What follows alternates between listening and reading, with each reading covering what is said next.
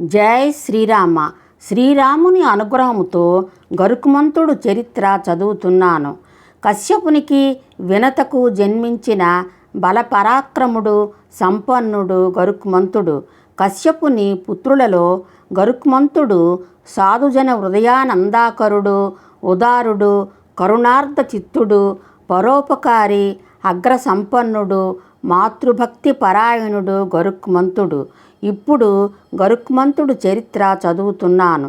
కశ్యప మహర్షికి 13 మంది భార్యలు. అందులో వినతి, కద్రువ. వినతికి అరుణుడు, గరుత్మంతుడు 2 కుమారులు. అరుణుడికి కాళ్ళు లేవు.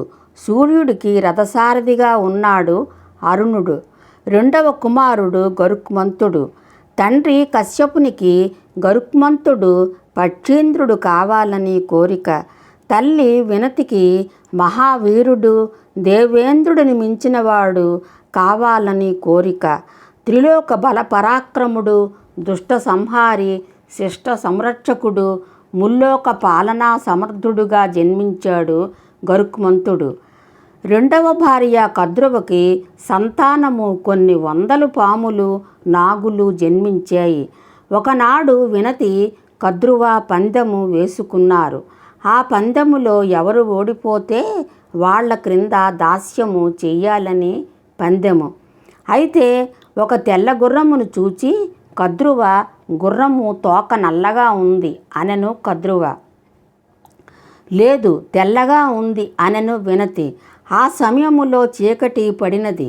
కద్రువ తన సంతానము అయిన పాములను గుర్రము తోకకు చుట్టుకొని ఉండమనెను. అప్పుడు తోక నల్లగా కనబడెను. మర్నాడు గుర్రాన్ని చూచేసరికి తోక నల్లగా ఉంది. అప్పుడు నుండి వినతి కద్రువుకి దాస్యము చేస్తున్నది. అప్పుడు గరుత్మంతుడు నా తల్లిని దాస్యము నుండి విడిచిపెట్టమని పినతల్లి అయిన కద్రువుని కోరాడు.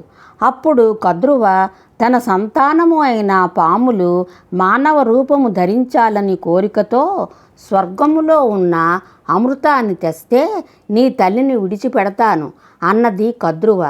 తల్లి దాస్య విమోచన కోసము మహాసాహసానికి పూనుకున్నాడు గరుత్మంతుడు. తన రెక్కల శక్తితో ఆకాశానికి ఎగిసి స్వర్గలోకము చేరి వేలాది దేవతా శ్రేష్ఠులైన మహావీరులతో పోరాడి జయించి అమృత భాండాన్ని అవలీలగా సాధించాడు గరుత్మంతుడు. గరుత్మంతుడు తల్లిని దాస్యము నుండి విడిపించాలి అన్న ఒకే ఒక్క ఆశయము మీద అమృతాన్ని తాగలేదు, రుచి చూడలేదు. దృష్టి మొత్తము తల్లిని విడిపించాలి అన్న ఒకే ఒక్క ఆశయము మీద వెళుతున్న గరుత్మంతుడిని శ్రీ మహావిష్ణువు చూచి ముచ్చటపడి తనకు తానుగానే శ్రీ మహావిష్ణువు గరుత్మంతుడికి ప్రత్యక్షమయ్యాడు. శ్రీ మహావిష్ణువు నిజానికి గరుత్మంతుడు తపస్సు చేయలేదు, శ్రీ మహావిష్ణువుని ప్రార్థించలేదు, పిలువలేదు, తలువలేదు. అయినా శ్రీమన్నారాయణుడు గరుత్మంతుడు బలానికి, శౌర్యానికి, నిస్వార్థ రాహిత్యానికి, సద్భావనకి, మాతృభక్తికి మెచ్చి శ్రీమన్నారాయణుడు ఏమి వరము కావాలో కోరుకోనాయన అన్నాడు. అప్పుడు గరుత్మంతుడు విష్ణుమూర్తిని చూచి ఉప్పొంగిపోయి విష్ణుమూర్తి పాదకమలాలకు పలుమార్లు నమస్కరించాడు గరుత్మంతుడు. అప్పుడు గరుత్మంతుడు నిరంతరము నీ ముందే నిలచి నిన్నే కొలుచుకునే వరము ప్రసాదించు అని వేడుకొన్నాడు గరుత్మంతుడు. శ్రీ మహావిష్ణువు మహా ఆనందముతో గరుత్మంతుడిని తన వాహనంగా చేసుకొని కోరిన వరాలు ఇచ్చెను శ్రీ మహావిష్ణువు. మహేంద్రుడు కూడా గరుత్మంతుడిని మెచ్చుకొని స్నేహభావాన్ని పొందాడు. అంతటి మహాబల పరాక్రమశాలి గరుత్మంతుడు. అంతేకాదు, పాములకి అమృతము అందకుండా ఇంద్రుడిని తీసుకుని వెళ్ళిపోమ్మని ఉపాయము చెప్పినది గరుత్మంతుడే. కద్రువ కోరిన అమృతాన్ని ఇచ్చి తల్లిని దాస్య విముక్తిని చేసి వైకుంఠములో శ్రీ మహావిష్ణువు దగ్గరకు చేరి భగవత్ సేవలో తరించాడు గరుత్మంతుడు. ఆధ్యాత్మిక పరుడు.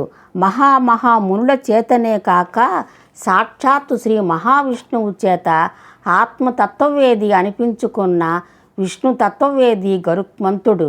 గరుత్మంతుని పేరు మీద ఒక పురాణమే వెలిసింది. గరుత్మంతుని స్తుతిస్తే మోక్షమే సిద్ధిస్తుంది. గరుత్మంతుడిని తలిస్తే విషము హరించిపోవును. గరుత్మంతుడిని తలిస్తే చాలు పాపక్షయమవుతుందని మహాభారతము బోధిస్తుంది.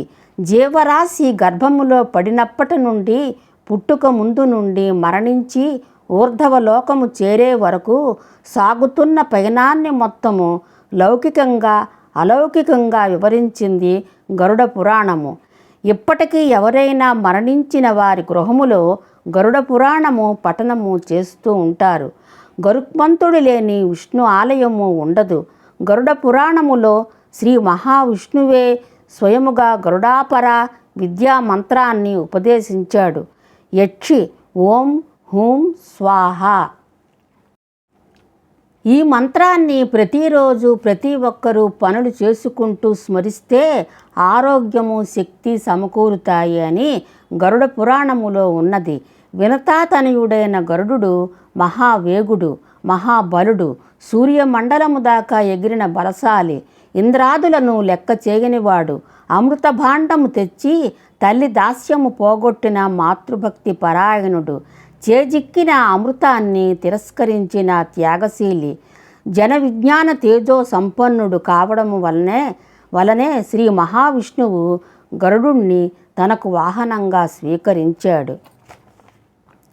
పాములకి 2 నాలుకలు ఎలా వచ్చాయి?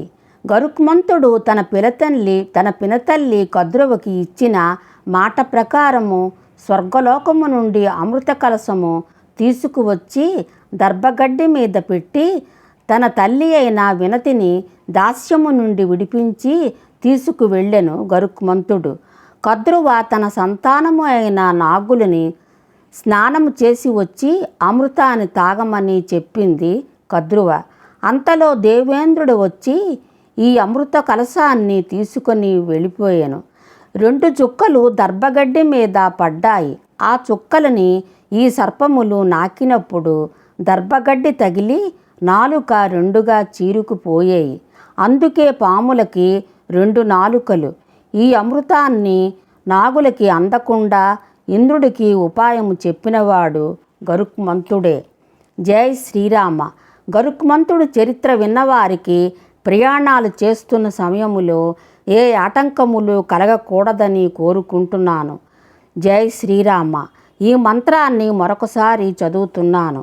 యక్షి ఓం ఓం స్వాహ.